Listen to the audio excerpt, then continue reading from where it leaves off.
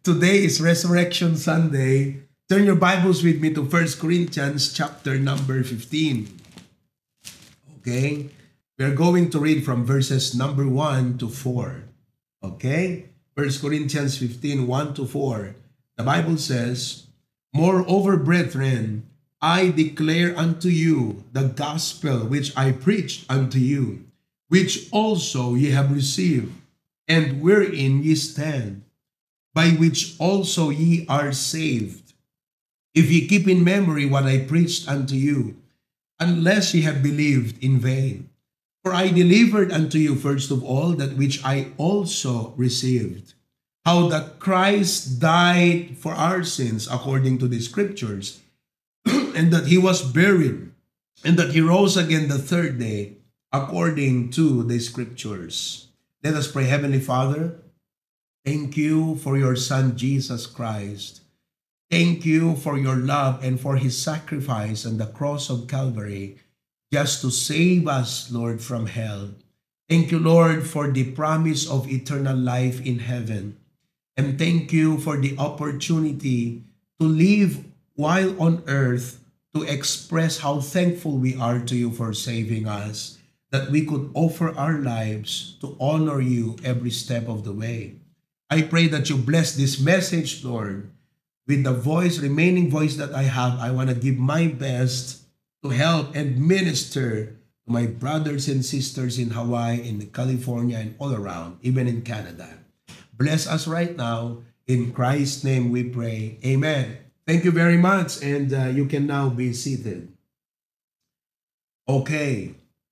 Bago po nabuhay muli si Jesus, inilibing muna. Before Christ resurrected, he was buried. Before he was buried, he died. But before he died, he suffered. I would like to highlight today not only the resurrection of Christ, but the suffering of Christ. Why is that? Because the Bible says how that Christ died. It's easy to talk about Jesus died, buried, and rose again. But the Bible gave a word that I noticed that gave depth to my appreciation of the death, burial, and resurrection of Christ. We can easily say DBR. What is DBR? The death, burial, resurrection of Jesus. But again, the Bible says here, how that Christ died. The word is how. Sa Tagalog, paano. In other words, let's not just talk about the death. Let's talk about how he died. Ibig sabihin po, hindi ordinaryo yung pagkamatay ni Kristo. It's not a regular death like nadisgrasya ka, dead on arrival. Binaril ka, dead instantly. The death that Jesus died was not an ordinary death. He suffered before he died. So I'd like for us to see how he died. Okay? First of all, when he died, actually, he suffered. Diba? Nagsagaba. So, when Jesus died, he suffered from the disciples. Bago po siya namatay, nagsuffer siya sa kanyang mga disipulo. The suffering that Jesus suffered was emotional pain. Sabi nga ng John 1:11, he came unto his own, and his own received him not. Now, how did Jesus suffer from the disciples? He was betrayed by Judas. All of you have suffered betrayal. An act, of affection turned into an act of treachery. What else? He was abandoned by his closest friend when he needed them most. He was denied by Peter 3 times, despite the strong declaration of saying, "Lord, over my dead body." Hindi ka nila pwedeng ganawin kung hindi unang dadaan sa aking malamig na bangkay. The point is this. These people who were very close to him for the past 3.5 years of his ministry, mga kapatid, they denied him, abandoned him, and betrayed him. Matinding suffering yun. Pero hindi, ang punto ko dito mga kapatid, listen to me carefully. Ang bagay na ito, hindi ito nakahadlang. Okay? Hindi ito ang nakapagpapigil sa Panginoon upang mamatay. Are you following? Jesus had the power to refuse death. And while going through this suffering, he could have said, my goodness, I don't want to die anymore. Ang hirap. Pero what could have happened? The question is this, what could have happened if Jesus did not die, refused to die because of the suffering? Wala tayong kaligtasan ngayon. So ang ibig kong sabihin mga kapatid ay ito, anuman ang suffering na pinagdadaanan mo, hindi dapat makakasapat yan na dahilan na hindi ka magpatuloy sa Panginoong Jesus. I believe that the reason why the Bible had to put that word, how he died, is for us to take a look not only on his death, but actually how he died. Let's look at that suffering so that we begin to realize that he suffered so much, but it was never enough to discourage him of turning back from what he was supposed to do, that is to die for your sin and for my sin. Hindi po naging sapat ang mga sufferings na to na pigilan siya upang mamatay para sa atin. So that the message to us today is this: no matter what sufferings you're going through, it should never be enough reason for you to quit on Christ or to stop serving God because He did not quit for you. You should never quit for Him. That's what it means. Amen. Yun po yung essence ng salitang how. So, He suffered from the disciples. Masakit yun. Iniwan ka na ng lahat. I mean, ikaw, sinabihan ka lang ng pamilya mo, bagtit ko na, dalaging ka, di ka matimay nakigimungan. Na-discourage ka. Kung nadalaging ka, tilada nga, papapana, magsaysayang ka oras mo. Scammer ta pastoryo. Na-discourage ka na. Mga kapatid, wala dapat pwedeng maging dahilan na makapagpatigil sa'yo. Then, yun ang punto. Ulitin ko Bakit sinabi ng Bible, how that Christ died?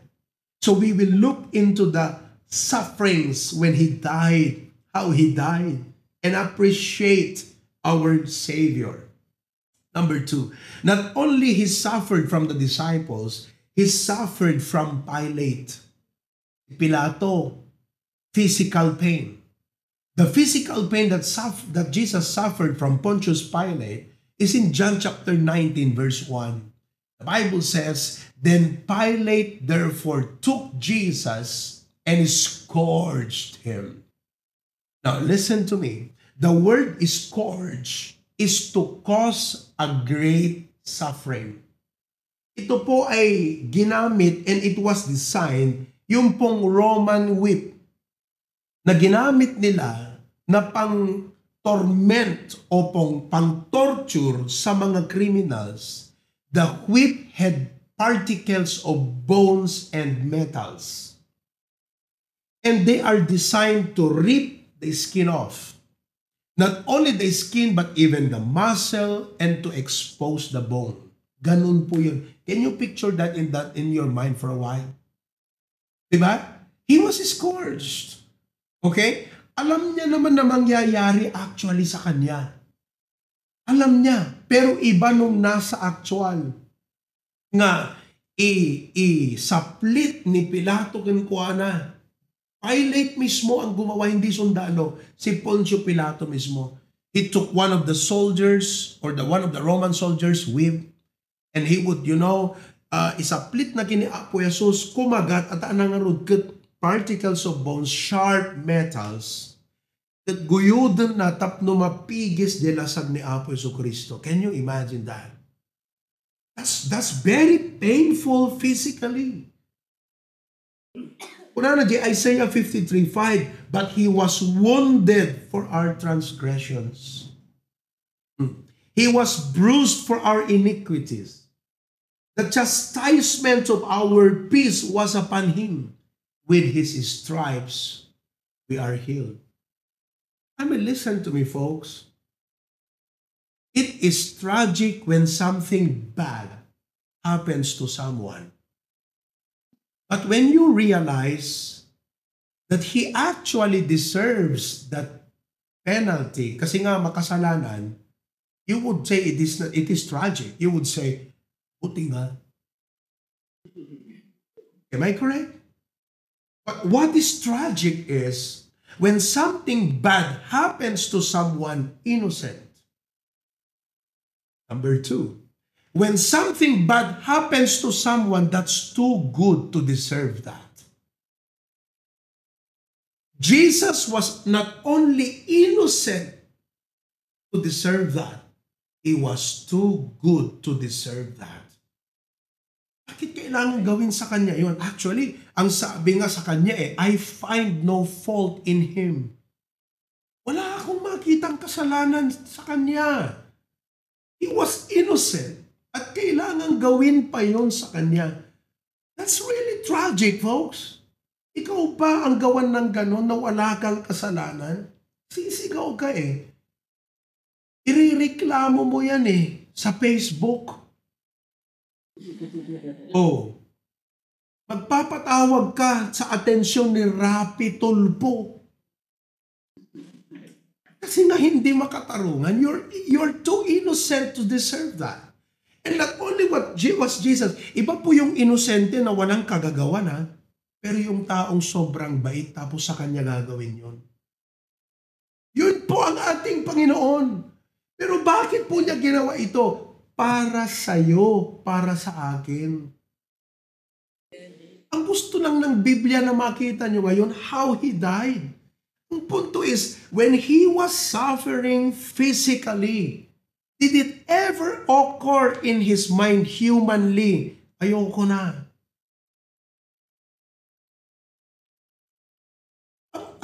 Sa totoo lang mga kapatid, even prior to that, the night before this trial, mga kapatid, matindi yung nangyari dun Tapos ito si Pilato, physical pain. Pero sabihin, ayoko na to.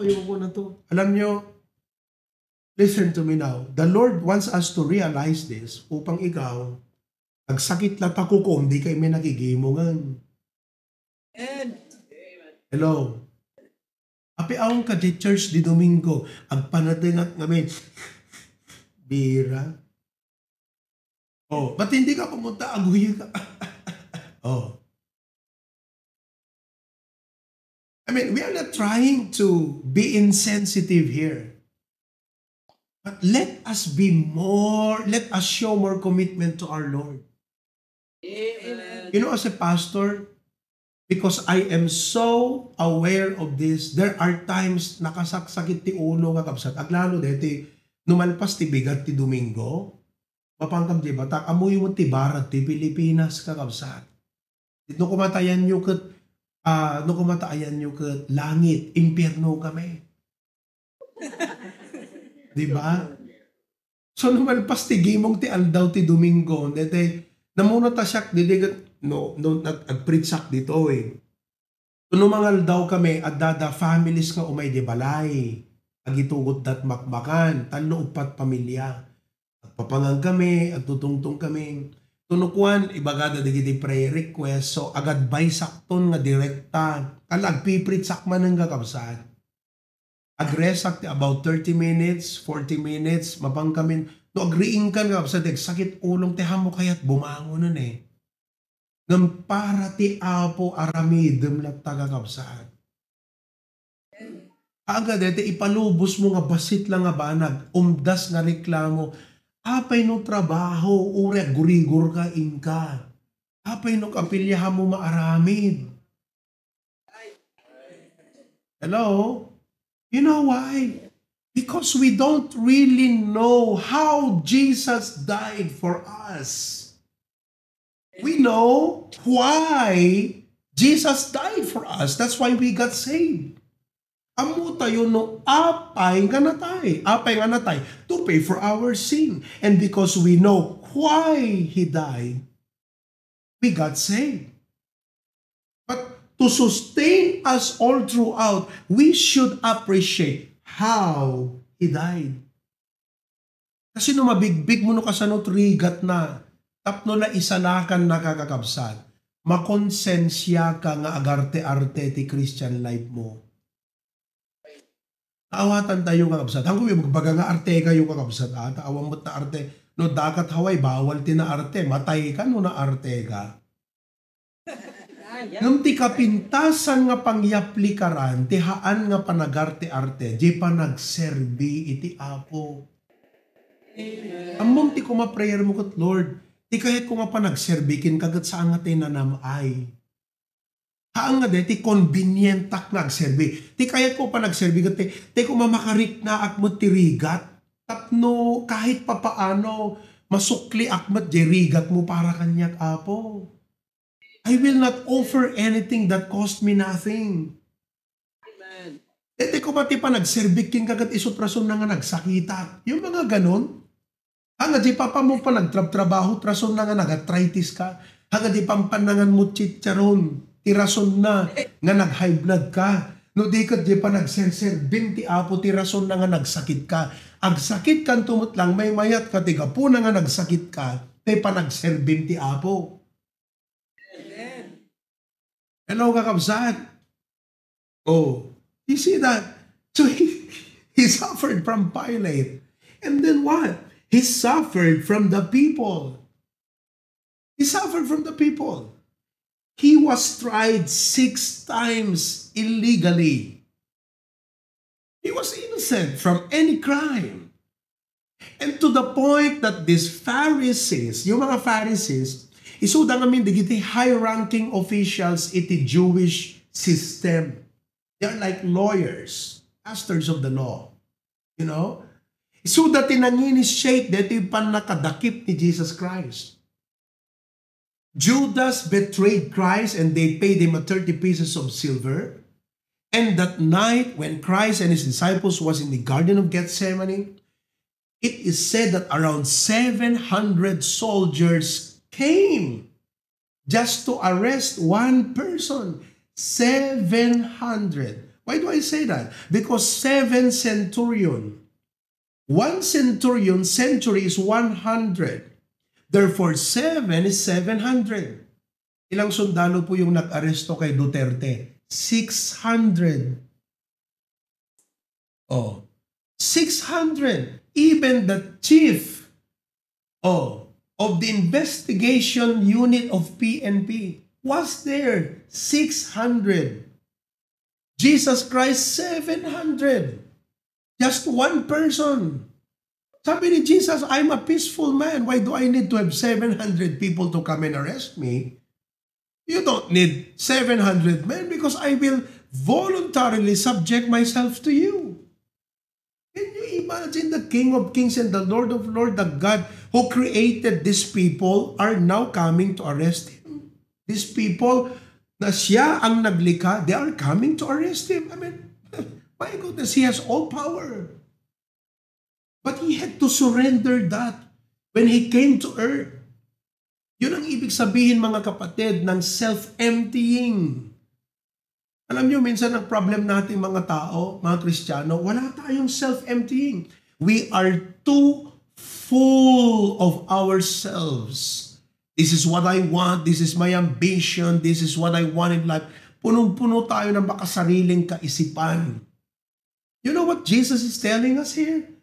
For him to subject himself to such kind of treatment, he had to empty himself. Let me ask you now, can you not empty yourself so Christ can fill your mind with His will? Di la mabalin nga iksubam di kita bukod mo nga pagayatan, tapno di pagayatan ti Apo, iso kumat ikarga na nga obra ang tibiyag mo. Can you not do that for Him? He did it for you. Why could you not do it for Him? You see that? Kasi hindi natin tinignan yung how that Christ died. Itina-soul win tayo, tina-i-explain why. Di ba nag-soul win ka? Apay nga natay ni Kristo para kadigiti basol. Amen. You see? That's why you need to receive Him today. He died for your sin. We know the why. But for you to really serve God right, you need to know the how He died. Is it clear, mga kapatid? Oh, tapos from the crowd, they spat on Him, tinupraanda. Oh, agasam deta, kakabsat. Mawarasyan ka na dete, agatsing permitriri mo. Paglalo iti pandemic, kakabsat. Agdala iti, kitanda amin, no? Sa dati ko na dete, da COVID na. Grabe, di ba? Pero si Jesus tinupraanda. He was blindfolded, slapped, tinumpada, mocked, violently abused. Dahil ko mga kanito ko na, I'm done, that's enough. Ayoko na. But no, He had to go through all of that. He had to die for your sin and for my sin. The crowd demanded to release Barabbas. Who is Barabbas? A murderer instead of Jesus Christ. He suffered pain from the disciples. He suffered pain from Pilate. He suffered pain from the people. And then He suffered pain from the Father. There's something I want you to notice here. He did not address the Father as Father. Do you know what He said? My God, why hast thou forsaken me? Inisip ko, sabi ko, Panginoon, bakit hindi Father ang tinawag mo noon? Bakit my God? Diba? Kasi ganito yan, mga kapatid. You may be forsaken by your family. You can be forsaken by your friends. But when you are forsaken by God, you are worthless. So He said, my God. He was addressing God. Kaya, mga kapatid, naranasan yung na-abandona. Diba? Diyos na ang nag-abandon sa Kanya. Ikaw nga hindi ka iiwan ng Diyos pero nang iiwan ka. Alam mo ba, kahit nung panahon na nagbabackslide ka, hindi ka iniwan ng Diyos. Saved ka na. Pero one day, nandun ka sa inuman. Hindi ka pa rin iniwan ng Diyos. Oh. Saved ka na. Sunday, hindi ka nag-church kung saan-saan ka pumunta. Hindi ka iniwan ng Diyos. Hindi ka iniiwan ng Diyos. Samantalang ang anak niya, iniwan niya para sa'yo. Ngayon, hindi ka iniiwan ng Diyos, pero iniiwan mo siya. Ano yung ugali ng mga Kristiyano ngayon? Pangit ng ugali ng mga Kristiyano, mga kapatid. Hindi ka aya-aya sa Panginoon. Kaya pala sabi ng Biblia, how that Christ died. Kaya sabi ng Diyos, parang sabi niya, Pastor Proby, pangaralan mo yung mga miyembro mo. Pakita mo sa kanila paano namatay ang aking anak. Para ma-appreciate nila. At para alisin nilang anumang dahilan at hirap na iniisip nila. At huwag nilang gawing reason yan para mag-quit. Tuloy lang dapat yan sila. Kaya mga kapatid, every time na hirap kayo, look unto Jesus. Don't look at your problems. It will only discourage you. Don't look at people. Madidisappoint ka. Lalong huwag ka magsasalamin. Lalong mauupay ka ta sarilim. Oh, tumingin ka na lang sa Panginoon. Sabihin mo, Panginoon, wala pa sa katiting itong suffering ko sa suffering mo para sa akin. Panginoon, I want you to know, hindi sapat ito para titigil ako para sa iyo. Actually, masaya nga ako, Lord, na kahit papaano, makapag-suffer naman ako para sa iyo. Kasi listen, we should not only live for Jesus, we should also suffer for Jesus. Ang tao ayaw yung idea ng suffering eh. Pero kung believer ka, naunawaan mo yung suffering ni Jesus Christ, gusto mong mag-suffer eh. Kasi nga gusto mong maiparamdam sa Kanya na sobrang thankful ka sa suffering niya para sa iyo. na pag hindi ka nag-suffer, parang hindi ka nakapaghandog ng totoong pasasalamat sa Kanya. Ganon yun yung idea. Kaya sabi ni Apostol Pablo, that I may know Him and the power of His resurrection and the fellowship of His suffering. Paul was saying, I want to go to the suffering because I really want to identify myself with how Jesus suffered for me. Oh. Kaduan nga churches sa Amerika, convenient Christianity di kayat ti tao. Mapano kayat na, mapano ada tiyempo na, mapanje oras ka kayat na nga panagsangpet.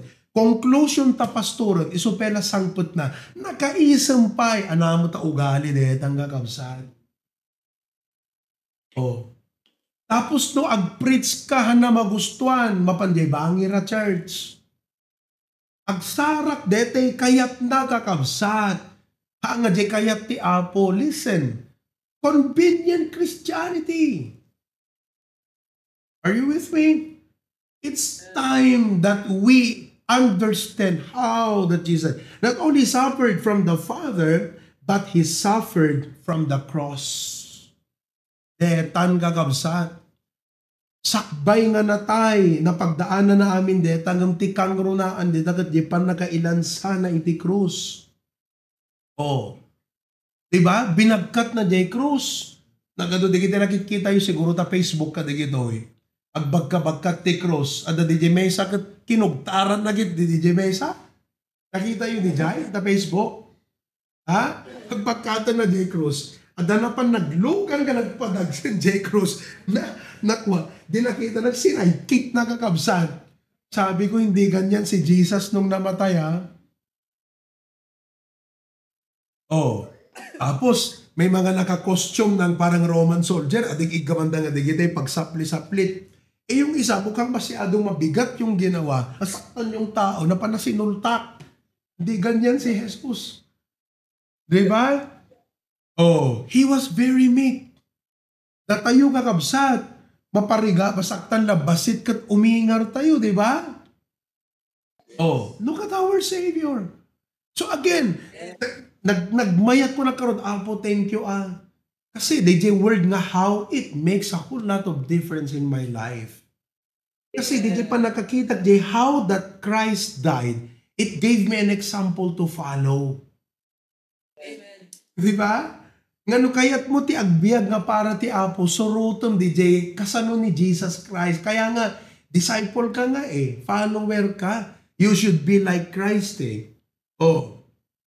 And crown of thorns crushed unto His head, piercing His scalp and nerves. Wow! Goodness.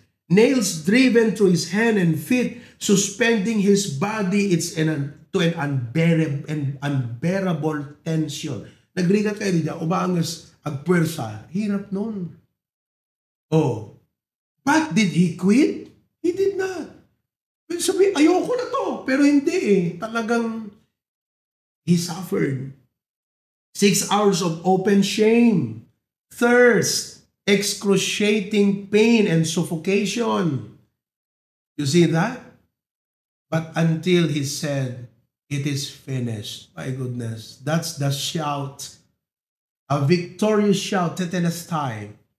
Ikayat na sa mundi na tetelestai, or it is finished, kakabsat, is used in court. Natikayat na nga sa uwan kakabsat, the record is clear, it's done, it's paid for. It is used also in military. It means we've gained the victory. We won against the enemy. So when Jesus said, it is finished, meaning to say, nabayad akon. Amen. So that i-proclaim tayo nga mensahe, binayadan nun ni Apo Jesus.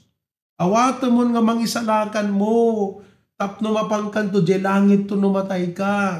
O di inawat na, Apo Jesus, awatan ka. Saybon, Amen, I'm saved. O, tapos nag-backslide. Kaya dapat maawatan di how.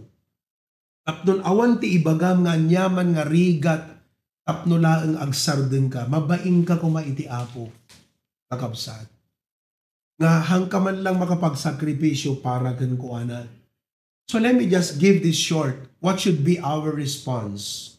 I came up with this acrostic cross. Just write it down. Pamulata amin na faith. Put all the words, yung cross. Okay? The whole thing. CROSS. There you go. As His disciples, this should be our response. Letter C. Come closer to Him. Ang kayong madadayuti apo, umasidig kayo. Diba, makinig kayo habang nagsusulat. Can you write while listening? Or can you listen while writing? Okay, good. Diba no, da parikot kang problema, ti tendency sa pulam jay tao nga among nga makaawat kang ka. Correct. You would go to a person nga naka-judge, among nga naka-husgaan. Among nga naka-imamag, kan among nga naka-ichismis. Am I correct? Isut pa panami, you go to the person nga mo ma-close king ka, maawatan na ka, matulungan na ka. Listen, no suffering tumutpelat pagsasalitaan, awan sa bali nga nang runa nga makaawat kada tayo, no hanggang ni Apo Jesus. That is why, whenever you suffer, come closer to Him. Letter R, rely on His resurrection power to overcome. Oh, nawatan nyo deda kakabsat? Kahit nangasawan, at datad pa'y karigatan kakabsat ng overcome no di patay. Kung eduk kwartam no di ka agungar, awan na. Anak ka mapagungar ta kwartam. Oh, awan hanakayat science, awan science nga makapagungar ti tao kakabsat, nila Apo Diyos. So nga the hardest thing to overcome, which is death, was overcome by the power of God. And the Bible says that same power is in us today.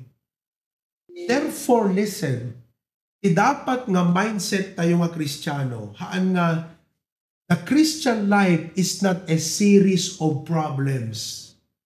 So, kumusta ang maminggat? Kumusta ka, sis? Kunam kuma. Ni Gretchen, kaputay sut bisita tayo. Sis Gretchen, kumusta? Sumungbat ni Sis Gretchen. Kastoy pastor, agsasarong no nga problema. Di ba? Series of problem. Listen, if you are a believer of Christ, the Christian life is not a series of problems. It's a series of victory. Kahit na nasawan, every time mo sumangbay ti problema, kung ang Apo, I can overcome this by your strength.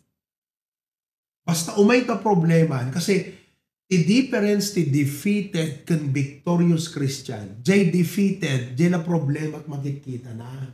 Di jay victorious, makita na jay bilag ti Apo. My problem is big, but God is bigger. My need is great, but God is greater. Di jay ti difference na, katagda ka na tayo. We have that power to overcome the problems of life. So nga, ti problema tayo ngamin, agrel-relay tayo, ti bugod tayo mapigsa. Rely on His resurrection power. Letter O, offer a life that honors His sacrifice. Do you know what that means? Ipakita nga sulit ni Apo Jesus, iti pa nagsakripisyo na para gan ka. Isla kung matinagan na, inaldaw nga mapan makinaba. Tunukuan mapanagalat, birabid kentuk mong ilako na, tapno ada itod na nga balong ti anak na nga agbasa. Kat ti anak na nakapaspas na nga agbasa. Idi agreduar valedictorian. Idi ag-board exam top 10. Anak kaya tanga sa uwan, minabanog ni nanang na, sulit ka DJ anak na, gaputan na pasnag. So datayo kakabsat, no ay ayamom tumot pela ta Christian life mo, ang nasulit ti Apo gan ka. That's why you need to offer your life. Letter S, share His love and make disciples. Amen kakabsat? Apay, alangan nga ti makawin, listen alangan nga ti agyasideg ka dagiti tao ngagbaling nga disipulo, kat detehamot disipulo. So nga no si disipulo, kat naawatam daytoy how that Christ died. sika iti right person nga makaiya si ka dagiti tao nga agbaling nga disipulo ni Kristo. Then lastly, letter S, set your eyes on His coming. Amen? The resurrection is not the end. So nga, nagsaya at ti Apo ay kakabsat. Amen? Padaanan tayo ti Apo. Amen? Praise God for that. Well, I hope today na-appreciate tayo ni Apo Jesus. I don't know no kasanot impact na kada kay dito preaching, but I look forward. Awan to kumati uray sino kada tayo nga agkuna nagrigat.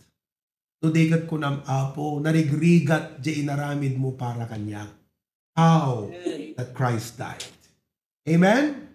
Let us pray. Heavenly Father, thank you, O Lord God, for showing us a blessed truth today.